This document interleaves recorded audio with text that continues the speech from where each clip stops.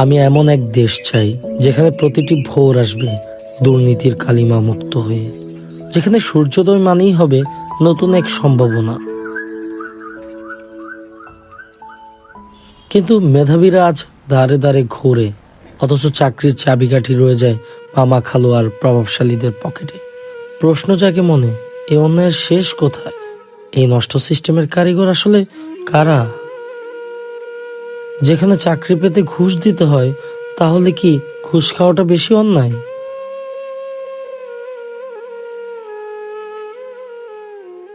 তাছাড়া কৃষি প্রধান এই দেশে যে কৃষক আমাদের মুখে অন্ন তুলে দেয়, সে আজও অবহেলিত। তাদের ঘামের মূল্য কি এ দেশ দিতে শিখবে না? এমন তো দেশ চাইনি আমরা। আমি স্বপ্ন দেখি এমন এক বাংলাদেশে, যেখানে প্রতিহিংসা থাকবে না, নেশার অন্ধকারে থাকবে না, যেখানে পেশাগত দায়িত্ব মানেই হবে সততা।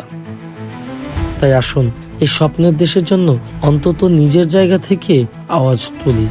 পরিবর্তন হোক আমাতেই।